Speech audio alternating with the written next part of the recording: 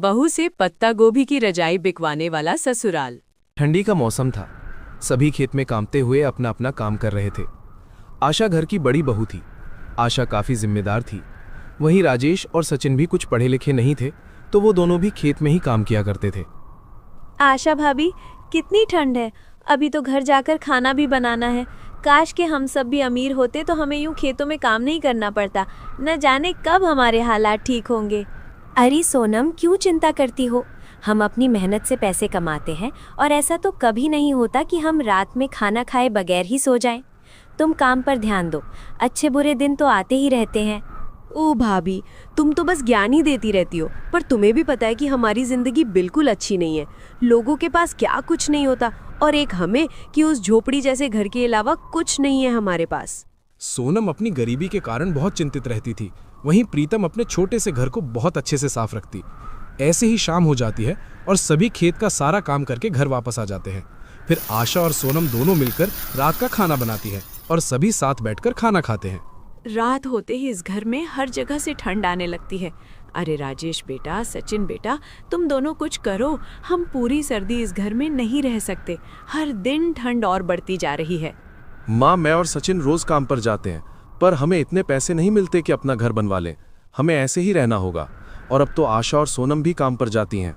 हाँ राजेश, पर आपको तो पता है ना, हम सबके पैसे मिलाकर भी हम कुछ नहीं कर सकते। हम 2 वक्त का खाना खा लें, यही बहुत है। अब आप सब खाना खा लो जल्दी से, नहीं तो ठंड से सारी रोटियां ठंडी हो जाएंगी। फिर सभी खाना खाते हैं और बिना किसी कंबल के ठंड में कांपते हुए सो जाते हैं। सुबह होते ही सभी नाश्ता करते हैं और साथ ही काम पर चले जाते हैं। ऐसे ही कुछ दिन गुजर जाते हैं। ठंड भी और बढ़ती जा रही थी, जिसके कारण मुकेश की तबीयत काफ़ी खराब हो जाती है। देख बेटा, मैंने तुझे कहा था कि इस घर में रहना बहुत मुश्किल है। अब देख, तेरे पिताजी की कितनी तबीयत खराब हो गई है और हमारे पास दवाई के पैसे भी नहीं है। अब तू ही बता, मैं क्या करूं? माँ, तुम चिंता मत करो। मैं आज खेत से कुछ लकड़ियाँ काट कर ले आऊंगा। फिर हमें रात में ठंड नहीं लगेगी और देखना, पिताजी भी फिर ठीक हो जाएंगे। अरे राजेश, सचिन, सोनम, अब चलो भी। क्या पूरा दिन ऐसे ही खड़े रहना है? अगर काम पर नहीं गए तो खेत का मालिक आज के पैसे काट लेगा, और वैसे भी हम सबको बहुत देर हो गई है। अब चलो भी काम पर। फिर सभी खेत में काम करने चले जाते हैं। वहीं मुकेश भी घर में आराम करता है और प्रीतम अपने घर के काम करने लगती है। सभी को काम करते करते रात हो जाती है, पर आशा का काम अभी तक खत्म नहीं हुआ होता। चलो भाभी, घर नहीं जाना क्या? आज तो हमें काम करते करते रात हो गई है। ठंड भी बढ़ती जा रही है। ऐसे हम खेत में नहीं रुक सकते। आपका जो भी काम बचा है वो कल सुबह कर लेना। हाँ आशा, सोनम बिल्कुल ठीक कह रही है। ठंड से कहीं तुम बीमार न हो जाओ। बस जितना काम होना था हो गया। अब घर चलो। मैंने ये लकड़ियाँ भी ले ली हैं। आज हम सब सुकून से घर में सोएंगे। नहीं नहीं राजेश, मैं घर नहीं जा सकती। मुझे आज ही ये सारा काम खत्म करना है, नहीं तो कल तक ये सारी गोभियाँ खराब हो जाएंगी और मुझे एक भी पैसे नहीं मिलेंगे। आप लोग मेरी चिंता मत करो, बस थोड़ा ही काम है, मैं जल्दी घर आ जाऊंगी। ठीक है आशा, तुम इतना कह रही हो तो कर लो अपना काम। पर देखो, ठंड बहुत है, तुम जल्दी घर आ जाना। और मुझे आज मौसम भी ठीक नहीं लग रहा, कहीं बारिश ना हो जाए। इतना कहकर सभी घर जाते हैं और खाना खाते हैं। फिर सचिन थोड़ी लकड़ियों में आग लगा देता है और सभी सो जाते हैं। वहीं आशा खेत से गोभियां जमा कर रही होती है तो अचानक से बारिश शुरू हो जाती है। पर आशा फिर भी घर नहीं जाती और अपना काम करने लगती है। देखते ही देखते बारिश की वजह से ठंड बहुत बढ़ जाती है और आशा ठंड से कांप रही होती है। बारिश कहाँ से शुरू हो गई? अच्छा भला अपना काम कर रही थी मैं तो घर भी नहीं जा सकती। ऐसे गोभियों को छोड़कर गई तो सभी सड़ जाएंगी। नहीं नहीं, मुझे ये गोभियाँ घर ले जानी ही होंगी। एक काम करती हूँ, गोभी के कुछ पत्ते अपने ऊपर रख लेती हूँ, इससे बारिश का ठंडा पानी मुझ पर कम आएगा। आशा गोभी के पत्ते अपने ऊपर रखकर सारा काम खत्म करती है और सारी गोभियाँ अपने साथ घर ले जाती है। सुबह होते ही फिर से सभी काम पर जाते हैं। आशा रात में बारिश में काफी भीगी होती है, तो आज वो काम पर नहीं जाती। सोनम भी आशा की वजह से घर पर ही रुक जाती है और घर के काम करती है। अरे मांजी, सोनम, आप दोनों को पता है, कल रात जब मैं काम कर रही थी ना, तो बारिश से बचने के लिए मैंने अपने ऊपर गोभी के पत्ते रख दिए थे और उन पत्तों की वजह से मुझे बिल्कुल ठंड नहीं लगी। अरे बहू, ये क्या बोल रही है? ऐसा कैसे हो सकता है? कल तो बारिश भी बहुत तेज हो रही थी, तुझे कैसे ठंड नहीं लगी? देख कैसे घर में इतना पानी भर गया है। अब आज रात बारिश ना हो तो अच्छा है। हाँ माँ जी, मैं सच कह रही हूँ, कल मुझे बिल्कुल ठंड नहीं लगी। मैंने तो सोच लिया है, मैं कल खेत जाऊंगी और बहुत सारे गोभी के पत्ते ले आऊंगी। फिर उन पत्तों से गरम कंबल बनाऊंगी। क्या भाभी कुछ भी बोलती हो, हम वैसे ही गरीब हैं। ऊपर से तुम ऐसे काम करोगी तो लोग हम पर हंसेंगे। और ये गोभी के पत्तों से कुछ नहीं होता, तुम बस अपने काम पर ध्यान दो, ऐसा ना हो सेठ तुम्हें काम से निकाल दे। सोनम, अगर तुम मेरे लिए कुछ अच्छा नहीं बोल सकती तो बुरा भी मत बोलो। मैं गोभी के पत्तों से कंबल बनाकर रहूंगी। मैं इतनी ठंड में बिना कंबल के नहीं सो सकती। ऊपर से बारिश होना भी शुरू हो गई है। आशा अगले दिन खेत जाती है और सभी जमीन पर गिरे हुए गोभी के पत्ते जमा करने लगती है। आशा को पत्ते जमा करता देख सोनम अपना काम छोड़कर आशा का फिर से मजाक उड़ाने लगती है, पर आशा फिर भी सोनम की एक नहीं सुनती और अपना काम करने लगती है। अरे भाभी, फिर से वही पागलपन। लोग देख रहे हैं कि तुम कूड़ा जमा कर रही हो। सेठ जी ने देख लिया तो तुम्हें खेत में काम भी नहीं करने देंगे। क्यों हमारा मजाक बनवा रही हो? सोनम, ये कूड़ा नहीं है, इन पत्तों में वो गर्मी है जो हमें सर्दी से बचा सकती है। तुम अपना काम करो, मैं ये पत्ते रोज थोड़े थोड़े करके घर ले जाऊंगी और देखना, इससे मैं सबके लिए कंबल तैयार करूंगी। शाम हो जाती है, सभी घर आ जाते हैं। सोनम सभी के लिए खाना बनाती है और सभी ठंड की रात में बिना कंबल के सो जाते हैं। वहीं आशा कोने में बैठकर सुई धागे से उन पत्तों को एक दूसरे के ऊपर सीने लगती है। पूरी रात काम करने के बाद आशा गोभी के पत्तों की कंबल को धूप में सुखाती है ताकि वो मजबूत हो जाए। अरे बहू, ये तो क्या फालतू कामों में लग गई है। मुझे नहीं लगता कि इन पत्तों से कुछ होगा। तू पूरी रात जागी है और सुबह भी जल्दी उठ गई। तुझे खेत में काम करने भी जाना है, तो ऐसे ही बिना सोए काम करती रही तो तबीयत बिगड़ जाएगी। अरे माँ जी, आप मेरी चिंता मत करो, मैं बिल्कुल ठीक हूँ। और ये कंबल जब अच्छे से सूख जाएगा ना, तो देखना ये कितना गर्म होगा, मुझे पूरा यकीन है। आशा भाभी, मुझे तो डर लग रहा है कि कल को आप हमें गोभी के कपड़े ना पहना दो। सब खेत वाले पूछ रहे थे कि आशा क्या पागल हो गई है। माँ जी, आप सोनम की बातों पर ध्यान मत दो। ये देखो, एक कंबल तैयार होने ही वाला है। आज रात में पिताजी को ये कंबल दे देंगे। आप देखना, उन्हें इस कंबल से बहुत सुकून मिलेगा। आशा पत्तों की कंबल को ऐसे ही धूप में छोड़कर खेत में काम करने चली जाती है।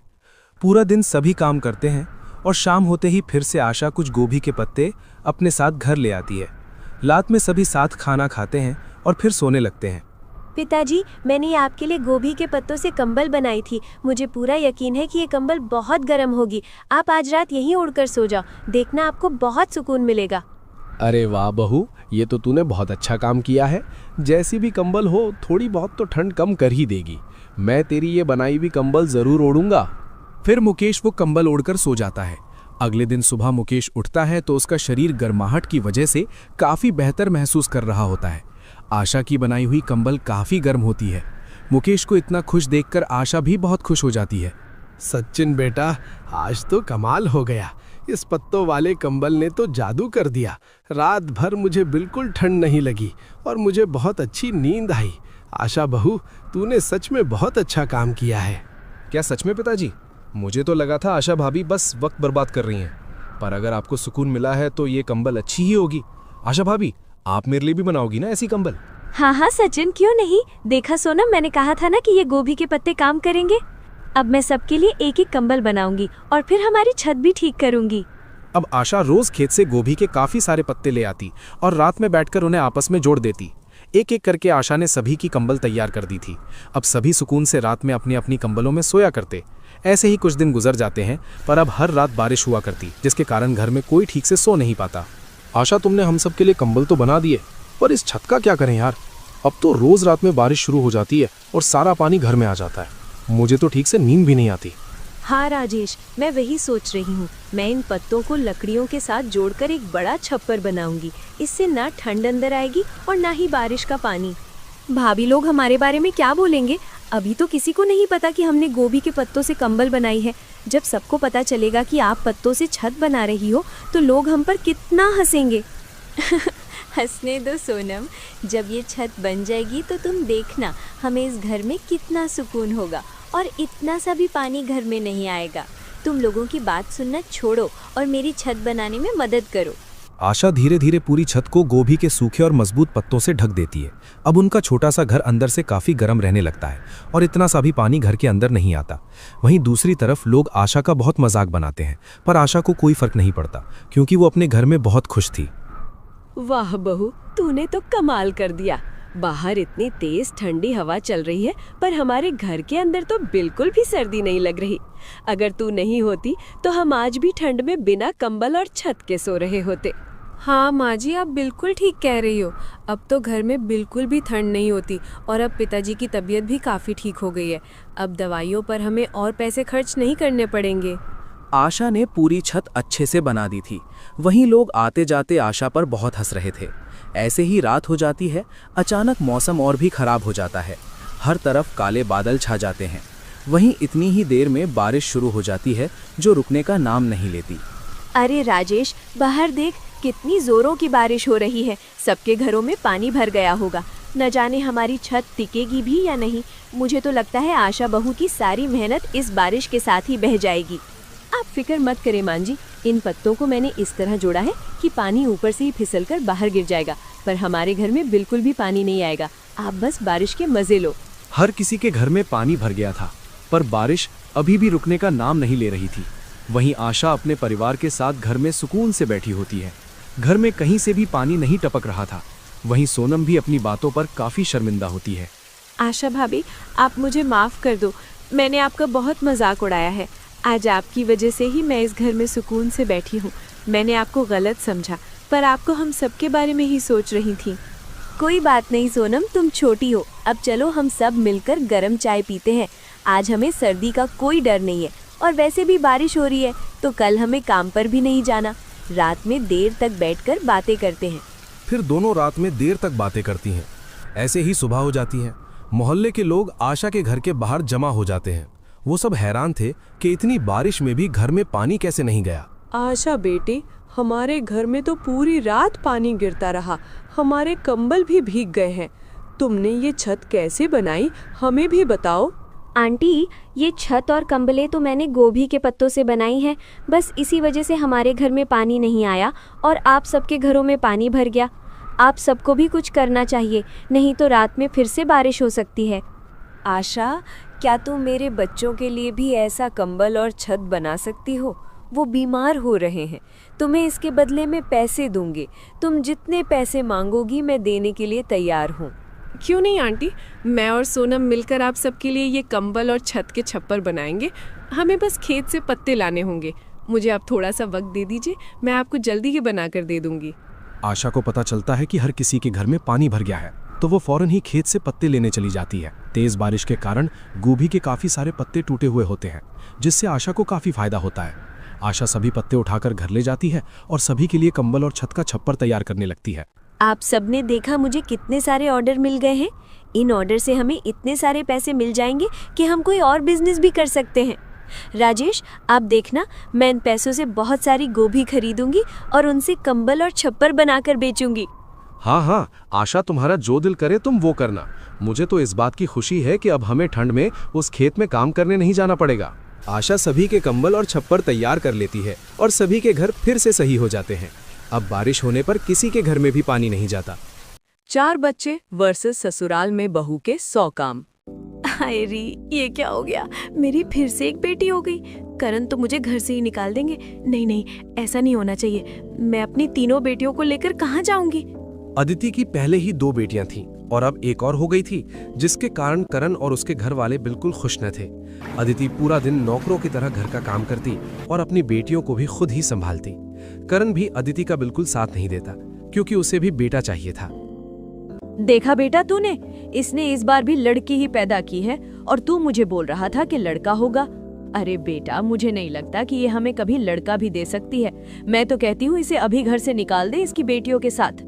नहीं मान जी, ये आप क्या बोल रही हो? मैं कहाँ जाऊंगी? नहीं नहीं, प्लीज मान जी, करण, आप दोनों मुझे घर से मत निकालिए। मैं अपनी बेटियों को लेकर कहाँ जाऊंगी? आप लोग जैसा बोलोगे मैं वैसा ही करूंगी। बस मुझे घर से मत निकालो। अरे माँ, रहने दो इसे, इसी घर में अच्छा है। घर के काम तो करती है ना, और अपनी बेटियों को भी खुद ही संभालेगी माँ। तुम्हें उसका कोई काम करने की जरूरत नहीं है। अरे हाँ हाँ बेटा, क्यों नहीं। मैं भला इसकी बेटियों को क्यों संभालूंगी? मुझे अपने हाथ गंदे थोड़े ही करने हैं। जब से हमारे घर में आई है अपने जैसी 3 पैदा कर दी है।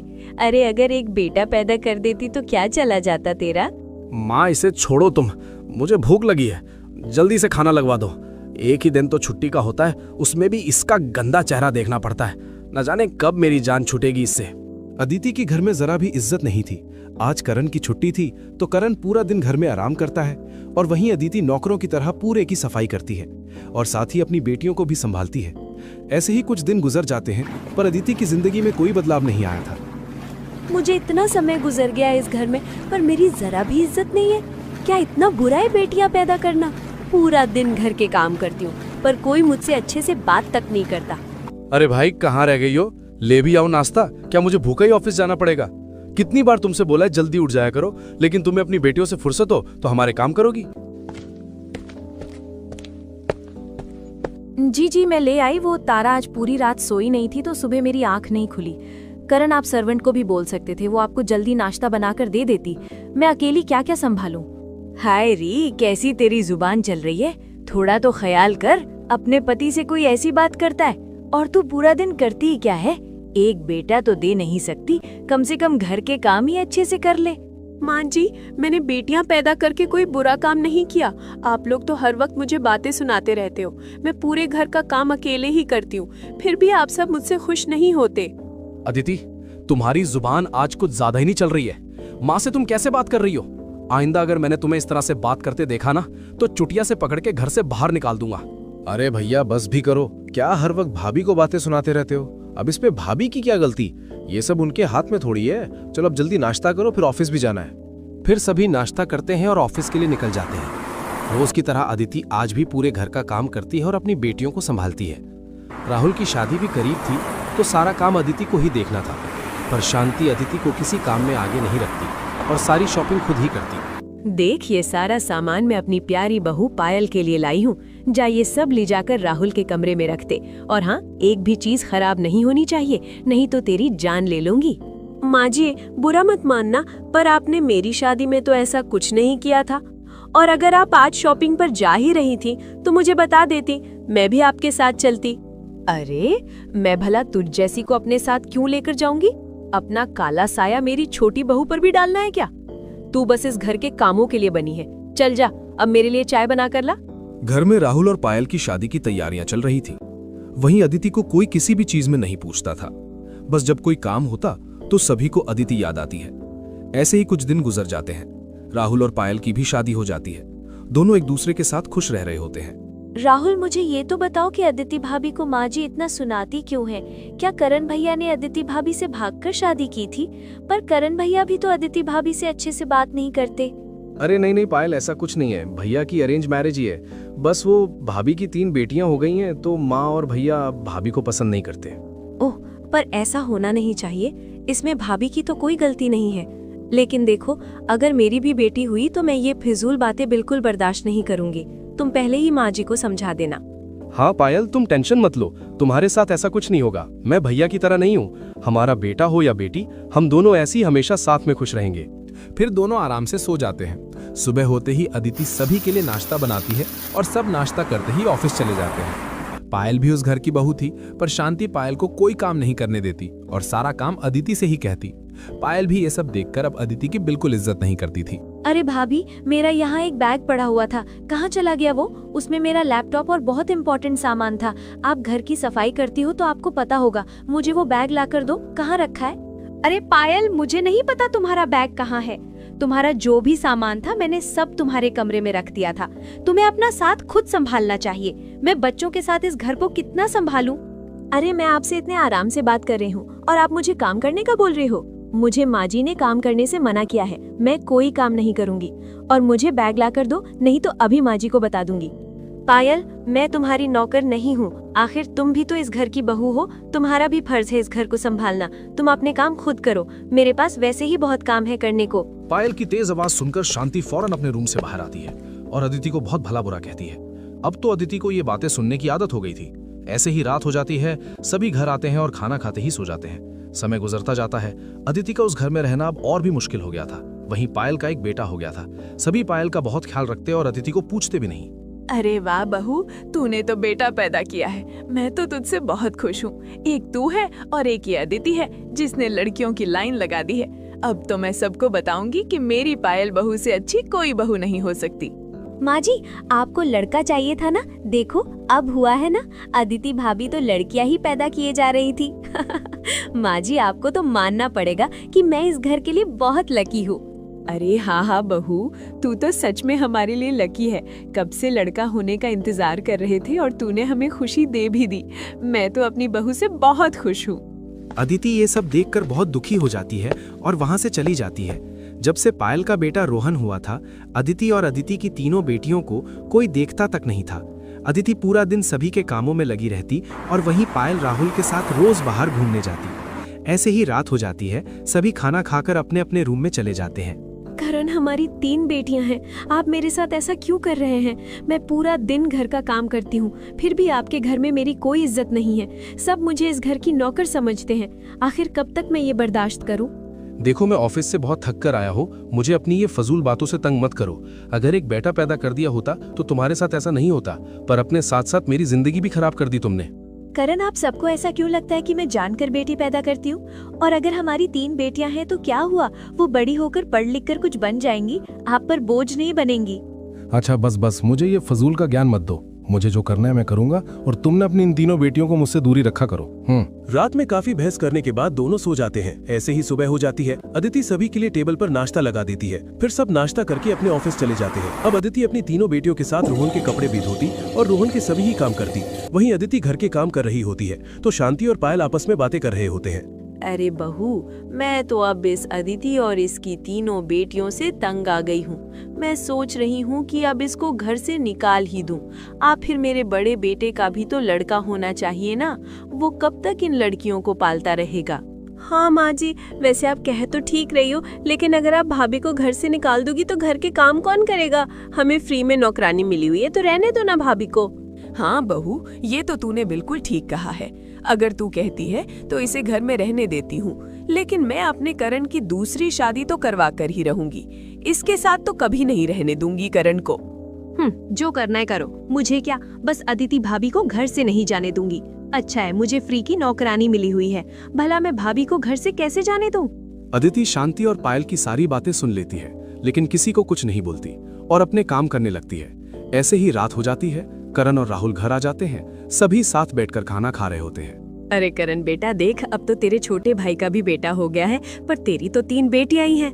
मैंने सोचा है कि तेरी दूसरी शादी करवा दूं। आखिर कब तक तो इस कलमुई के साथ रहेगा? अरे भाई शांति, ये तुम क्या बोल रही हो? करण दूसरी शादी क्यों करेगा? उसकी 3 बेटियां हैं। तुम्हें लड़का चाहिए था ना, तो राहुल का बेटा हो गया है। अब अदिति बहू का पीछा छोड़ दो। अरे आप तो चुप रहो। आपको क्या पता मेरा बेटा कितना परेशान रहता है? क्या सारी जिंदगी मेरा बेटा अकेले ही कमाता रहेगा? मैं अपने बेटे की दूसरी शादी करवा कर ही रहूंगी। हाँ माँ, कह तो तुम ठीक रही हो। मैं भी अब अदिति के साथ नहीं रहना चाहता। मैं तो दूसरी शादी के लिए राजी हूँ। अगर तुमने कोई लड़की देख ली है तो ठीक है, नहीं तो मैं अपने ऑफिस में देख लेता हूँ। अरे नहीं बेटा, मैंने तो अभी तक कोई लड़की नहीं देखी। तू अपने ऑफिस में ही किसी को देख ले। मैं अब और अदिति को तेरे साथ बर्दाश्त नहीं कर सकती। माँ जी, आप मेरे साथ ऐसा नहीं कर सकती। मैंने अपना क्या बिगाड़ा है? आखिर आप करण को मुझसे दूर क्यों कर रही हैं? मेरी 3 बेटियां हैं, मैं उन्हें अकेले कैसे पालूंगी? अदिति की कोई बात नहीं सुनता और सभी सोने चले जाते हैं। सुबह होते ही करण अपने ऑफिस जाता है और स्नेहा से शादी की बात करने लगता है। स्नेहा भी सोचने के लिए थोड़ा वक्त मांग लेती है। ऐसे ही कुछ दिन गुजर जाते हैं। शांति ने भी करण की शादी की सारी तैयारियां कर ली थी। वहीं स्नेहा भी करण को शादी के लिए हाँ बोल देती है। करण जी, मैं आपसे शादी के लिए राजी हूँ। आप शादी की तैयारियां कर लें, लेकिन देखें, हमारी जिंदगी में वो आपकी पहली पत्नी नहीं आनी चाहिए। लेकिन करण जी, आपने मुझे बताया नहीं कि आप अपनी पहली पत्नी को छोड़ क्यों रहे हैं? हाँ स्नेहा, वो हमारी जिंदगी में नहीं आएगी। और तुम्हें क्या बताऊं यार, मेरी पत्नी बहुत बुरी है। हर वक्त अपने रूम में रहती है और मेरी माँ का बिल्कुल ख्याल नहीं रखती। बस इसीलिए मुझे दूसरी शादी करनी पड़ रही है। मतलब कि करण को अपनी पत्नी बिल्कुल पसंद नहीं है। ये तो मेरे लिए अच्छा हो गया। अभी तो शादी कर लेती हूँ, फिर कुछ समय बाद करण को लेकर अलग हो जाऊंगी। फिर करण और इसका सारा पैसा मेरा होगा। स्नेहा भी करण से सिर्फ इसीलिए शादी कर रही थी क्योंकि उसे करण का पैसा चाहिए था। ऐसे ही कुछ दिन गुजर जाते हैं। स्नेहा और करण की शादी होने ही वाली होती है कि अदिति घर छोड़कर जाने लगती है। माँ जी, आपने मेरे और मेरी बेटियों के साथ बहुत गलत किया है। मैं अब और नहीं रह सकती इस घर में। जा रही हूँ अब। आप रहिए अपनी नई बहू के साथ। अरे तू तो ऐसे बोल रही है जैसे मैं तुझे घर से निकाल रही हूँ। जाना है तो जा, मुझे क्यों बता रही है? जा यहाँ से, मेरे बेटे की शादी खराब मत कर। हाँ हाँ जा रही हूँ, मुझे भी कोई शौक नहीं है ऐसे घर में रहने का जिस घर में मेरी बेटियों को बोझ समझा जाए। अच्छा है मेरी जान छूट गई आप सबसे। क्या करण, ये क्या बोल रही है? क्या तुम मुझसे सिर्फ बेटे के लिए शादी कर रहे हो? मतलब अगर मेरी भी बेटी हुई तो तुम मुझे छोड़ दोगे? अच्छा हुआ मुझे अभी पता चल गया तुम्हारी इस घटिया सोच के बारे में। अरे नहीं नहीं, ये झूठ बोल रही है, ऐसा कुछ नहीं है। मैं भला तुम्हें क्यों छोड़ूंगा? तुम इसकी बातों पर ध्यान मत दो। आज हमारी शादी है, तुम्हें इस दिन को खराब नहीं करना चाहिए। मैं तुम्हारी बात पर यकीन कैसे करूं? तुम्हारी 3 बेटियां भी हैं, पर तुमने मुझे कुछ नहीं बताया। बस बहुत हुआ। मैं तुम जैसे धोखेबाज से और जाहिल से शादी नहीं कर सकती। अरे ये तुम क्या कह रही हो? तुम्हारा दिमाग तो ठीक है ना? अब तुम कहीं नहीं जा सकती। मेरी तुमसे शादी होने वाली है और मैंने कहा ना, इसकी बातों पर ध्यान मत दो। झूठ बोल रही है ये। स्नेहा करण की एक बात नहीं सुनती और वहां से चली जाती है। अदिति भी सभी की बातें सुन सुनकर थक गई थी, तो वो भी अपनी तीनों बेटियों को लेकर अपनी माँ के घर चली जाती है। करण बिल्कुल अकेला रह गया था। वहीं अदिति पूरे घर का काम किया करती थी, पर अब कोई नहीं था जो घर संभाले। पायल भी रोहन के साथ ही लगी रहती पूरा दिन और शांति को घर देखना पड़ता। ऐसे ही कुछ दिन गुजर जाते हैं, पर अदिति घर वापस नहीं आती। अरे बहू, तू तो पूरा दिन अपने कमरे में रहती है, जरा घर को भी देख लिया कर। तू घर की बहू है, अब तुझे ही सब करना है। मैं कब तक अकेले इसको देखूंगी? मान जी, तो आपको किसने बोला है कि घर का काम करो? हमारे पास कौन सी पैसों की कमी है? रख लो ना कोई नौकर। देखो मुझसे तो ये घर के काम नहीं होते। मेरा एक बेटा भी है, उसके साथ मैं ये घर के काम नहीं कर सकती। पायल घर के कामों से साफ मना कर देती है। अब शांति को अकेले ही सब करना पड़ता। करण भी काफी खुश था कि उसकी अदिति से जान छूट गई है और अब करण अपने लिए कोई और लड़की ढूंढ रहा था। करण ऑफिस से वापस आ रहा होता है तो उसे अपने ऑफिस का एक आदमी मिलता है। अरे भाई रुको रुको, पहले ये मिठाई खा लो। आज मेरी बेटी का रिजल्ट आया है, वो डॉक्टर बन गई है। अब तो मैं सोच रहा हूँ कि जॉब छोड़ दूं। मेरी बेटी है ना, वो अब सब कुछ देख लेगी। क्या तुम्हारी बेटी डॉक्टर बन गई और अब वो पैसे कमाएगी? अरे ये सब फजूल बातें हैं। तुम देखना, लड़कियों को कोई काम करने नहीं देता, उसे भी नहीं करने देंगे। तुम्हें कोई जरूरत नहीं है जॉब छोड़ने की। अरे भाई, तुम कौन से जमाने में जी रहे हो? ये तो मेरी छोटी बेटी डॉक्टर बनी है, मेरी बड़ी बेटी तो पुलिस में है। दोनों अपनी जिंदगी में बहुत खुश है। और तो और घर का सारा खर्चा भी मेरी बड़ी बेटी ही करती है। मेरा कोई बेटा नहीं है, पर मेरी बेटियों ने घर संभाला हुआ है। अब तो मुझे बेटे की जरूरत भी नहीं है। राकेश की बात सुनकर करण को एहसास होता है कि लड़की हो या लड़का, दोनों बराबर हैं। करण को बहुत दुख होता है कि उसने अदिति को घर से जाने दिया, पर करण अपनी गलती पर बहुत शर्मिंदा था, तो फौरन ही अदिति और अपनी तीनों बेटियों को वापस अपने घर ले आता है। अदिति, मुझे माफ कर दो, मैंने तुम्हारे साथ बहुत गलत किया है। मैं अब तुम्हें कभी इस घर से नहीं जाने दूंगा और अपनी बेटियों का भी ख्याल रखूंगा। करण, आपको मुझसे माफी मांगने की जरूरत नहीं है। आपको अपनी गलती का एहसास हो गया है, वही मेरे लिए बहुत है। और मैं अब आपको कभी छोड़कर नहीं जाऊंगी। अदिति ने करण को माफ कर दिया था। वहीं शांति भी करण की सभी बातें सुनती है तो उसे भी बहुत बुरा लगता है और फौरन ही अदिति से माफी मांगती है। अब शांति और करण ने तीनों लड़कियों को एक्सेप्ट कर लिया था। ये सब देखकर अदिति बहुत खुश थी। ऐसे ही सब ठीक हो जाता है और सभी साथ में मिलकर रहते हैं।